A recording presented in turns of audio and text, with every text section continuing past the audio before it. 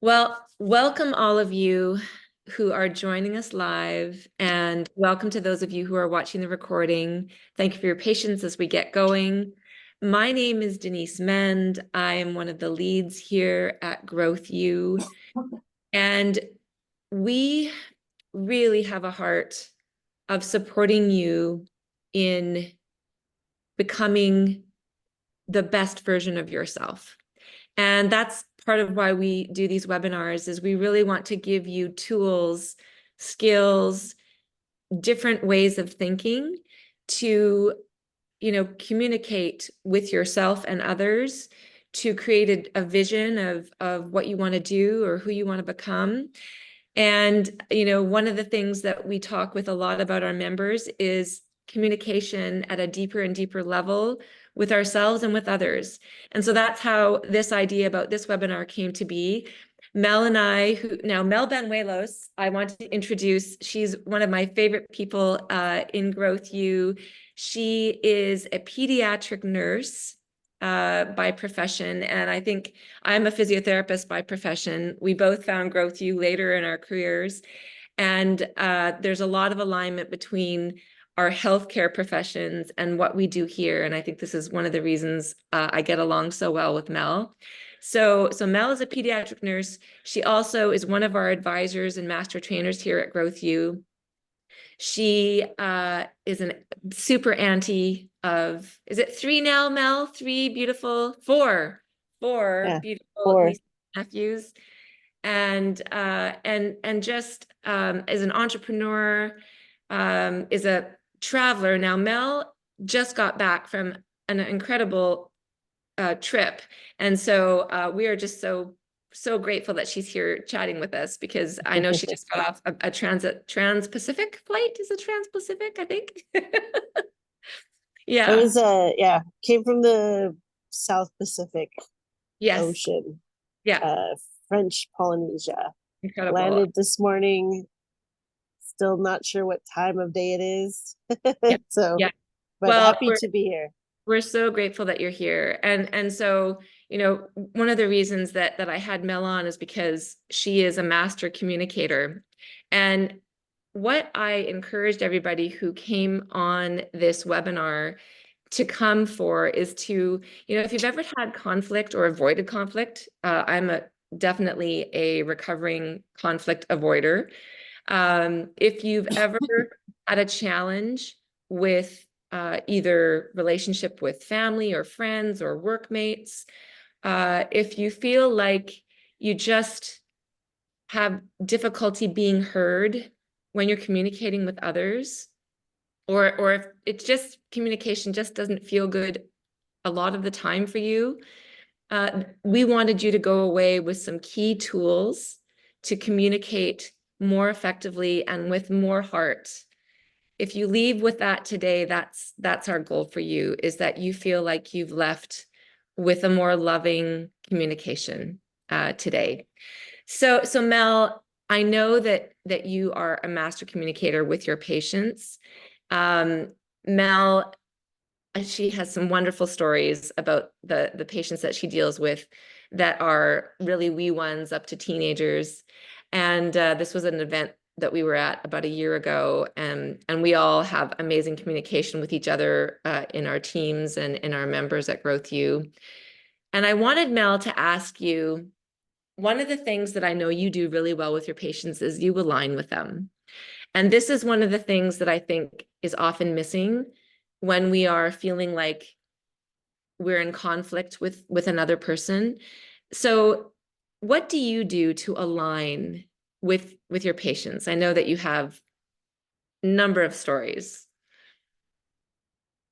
Yes. So I didn't know I was doing this because this is part of my job, but working with kids and of different age groups, you have to realize that coming in when let me start off with, I started working with adults, and I think adults in the hospital already expect, or they already are on medicine regimes, right? They're just kind of there, it's their routine. They're in the hospital, they know that's what happens. And so I never had a problem with, I would come in and here's your meds, and then they'd take the whole cup and swallow it. So I didn't realize until I changed into pediatric medicine and showed up the first day with, "Are you ready for your medicine?" to the 4-year-old. And the answer was an immediate no. And once you get that first no, there's no really weaving your way into a yes, especially when medicine is involved. So I quickly learned after that first day that you have to find a way to I don't want to say trick, but because it's not really a trick, it's more of a finding an alignment. It's how do you word it? So what I usually do is, like, I don't give them a yes or no question first, and then I do a, like, would you want the small one or the big one first? Do you want mommy to give it or me to give it? I give these options, which is uh to me empowering. No matter what age, that's usually an empowering thing. Even the olders appreciate it. Like, some of them are learning how to swallow tablets or pills, and so, do you want to start with, like, liquids, or sometimes we get a Skittle or we get a M&M mini, and we're like, swallow that first, practice that, then the medicine. So we find these alignment tools uh just in our normal practice. We have wonderful allies like child life specialists that help with this as well. So those are my first thoughts of how do I align with people. But I'm not always a nurse. Like, I have other roles. Like, I'm an auntie, and I have a little side business, and I love traveling. And I just got back from a trip with people I didn't know very well, and people with many different walks of life. And so I find that the skills that we learn here really come in handy on not just professional scales, right? I need uh, communication skills just in my real life. Or I would love to improve some, those people that you're like, oh, I'm not sure I like them, but you still need to have a conversation with them. Mm. And this gets me to my next point, and we talk about questions, right? And you were asking your little ones that you're supporting with questions. Do you want the big one or the little one? Do you want your mama to give it or us, right? So this is how we align, is by asking questions. In our meetings, in our team meetings at Growth U, we often talk about our desired outcomes. Like, what do we want to get out of a meeting? Or what do we want for this particular retreat that we're doing? And we want to all be on the same page. What is our vision for the next 6 months to a year? And so all of these questions get imagination going, and it also leads us to understanding of where the other person or our team members are coming from. So if I ask a question about, okay, everyone, like, what's our goal for this year? And I get 6 different answers back, we're not in alignment. Yeah. And so how can we get in alignment? So what are some questions outside of your work life, or just in general, that you find really powerful in finding that common ground, if you feel like there isn't common ground, or maybe it's somebody that you don't have a successful or like an easy relationship? We all have those people that we have really easy relationships, and we just fall into conversation with no friction. And then we have those that are challenging. So what are some questions that you use, Mel?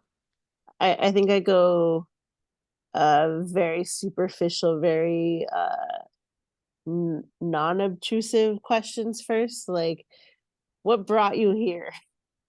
Even in work, I'll say, like, what brought you here? Even if I already know I got the doctor's report, but, like, I didn't hear the patient side of the story. I didn't hear the parent side of the story. Because this could be their third hospital visit, right? And so by the time I come in the room, they're very frustrated because this is their, third attempt to trying to get help. So I like to start with just a very vague question about the scenario, and then you kind of get a feel of where people are at, where they're coming from. And sometimes when I am kind of vague, you get taken to this whole other place that I never would have expected, because I kind of let them set the set the scene for me. So I go from like vague and then go in the why or how.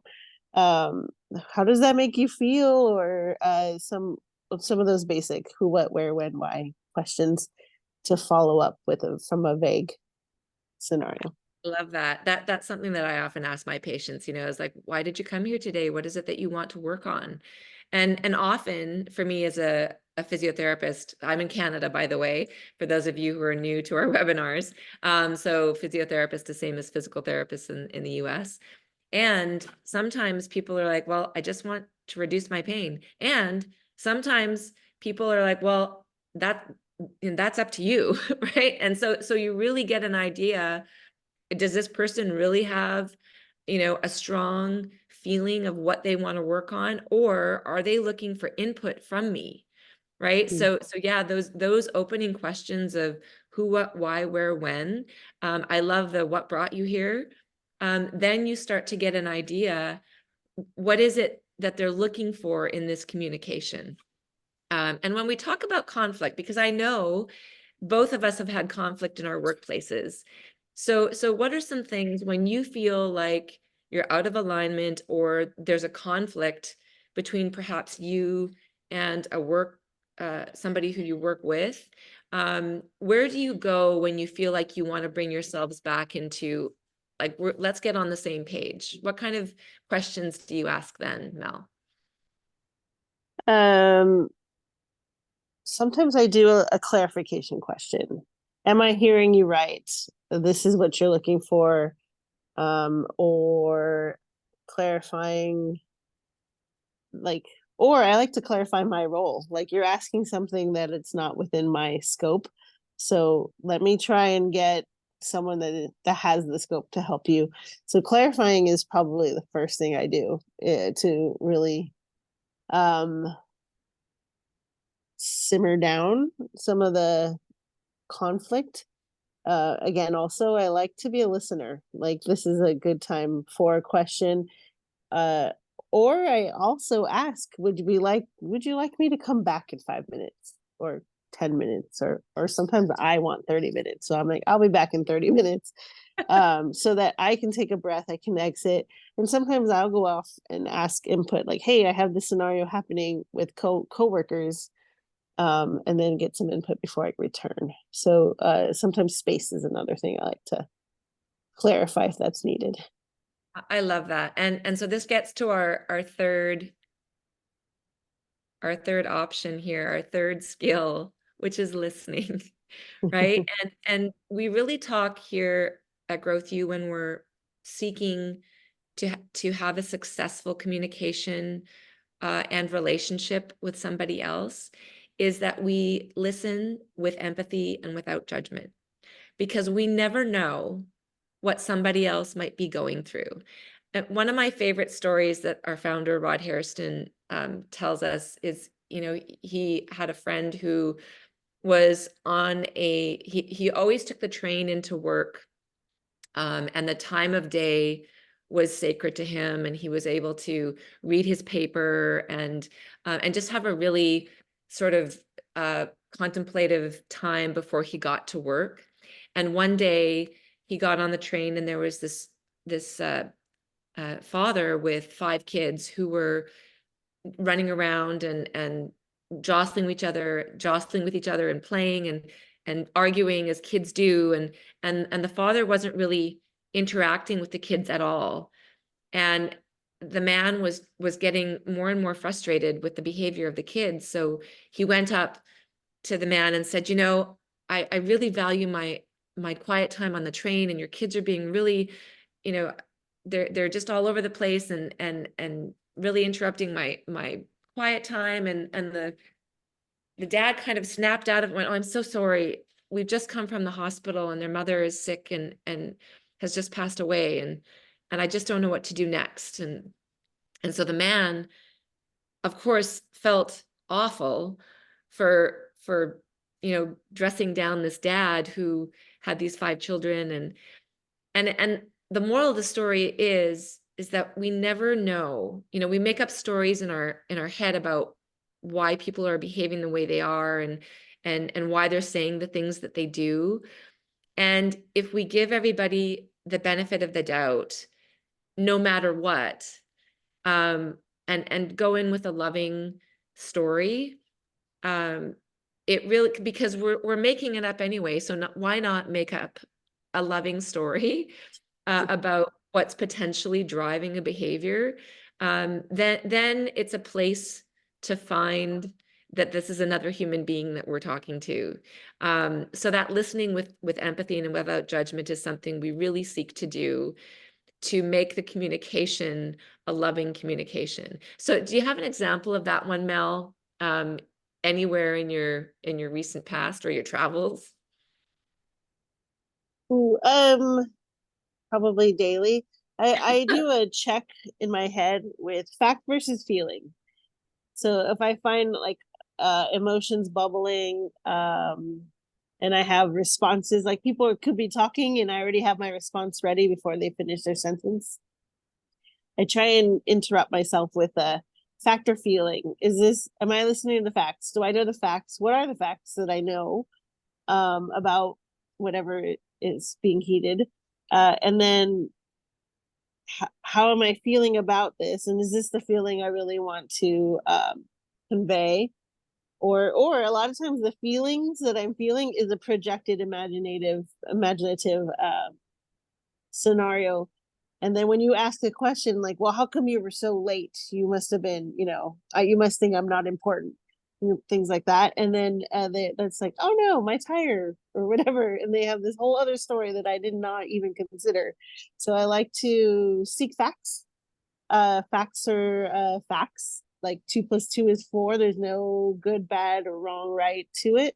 So I try and narrow down. And if I only have one fact, then I go to ask for more questions or find out more information, because I need more than one fact to really come to an alignment or agreement.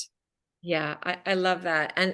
We come back to questions, right? And I think so often when we feel in conflict with another, we're often focusing on ourselves and how it impacts us, how it impacts what we want to do, or an agenda we have, or a value that we have.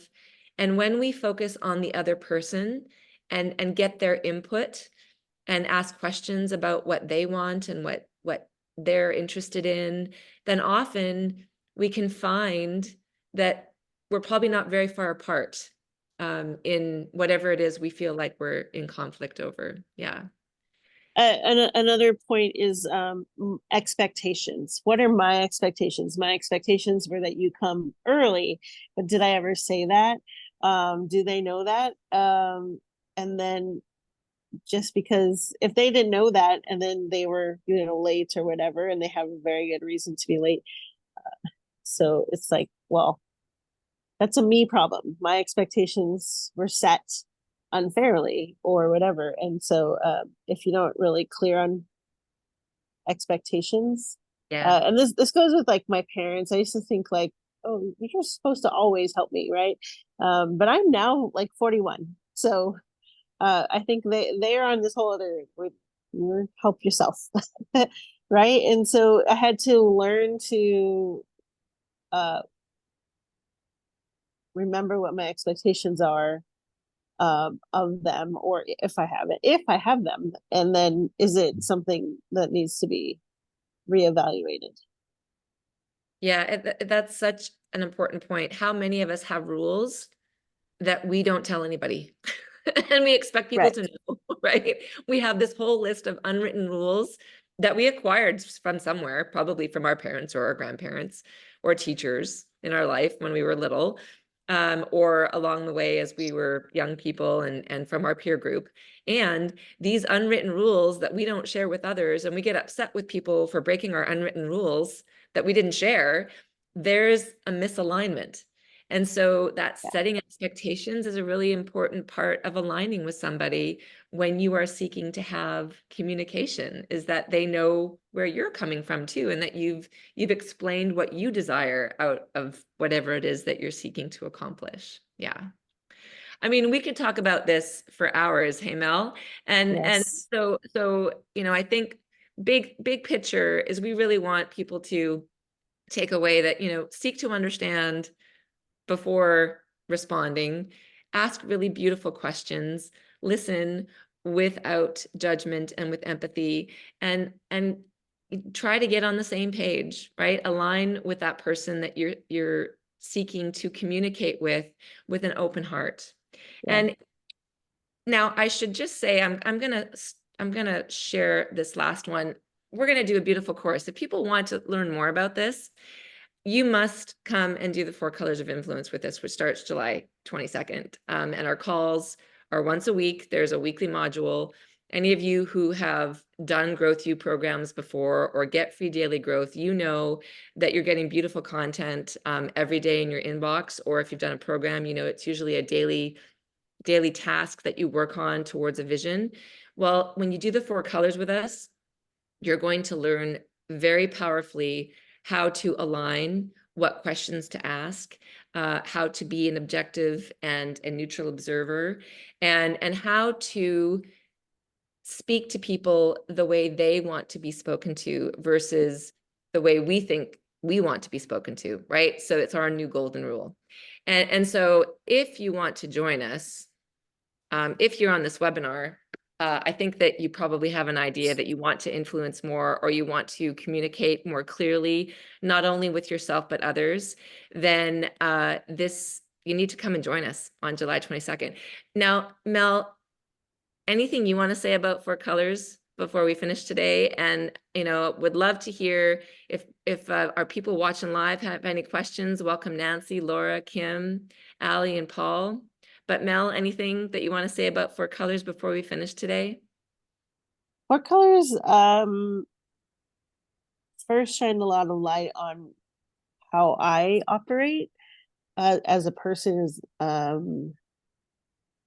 especially in different scenarios, especially as I change roles between nurse and daughter or girlfriend or whatever. There's everyone is a little bit different in every role, and so 4 colors kind of paints puts a color to how each of those kind of scenarios kind of go, or however you approach things.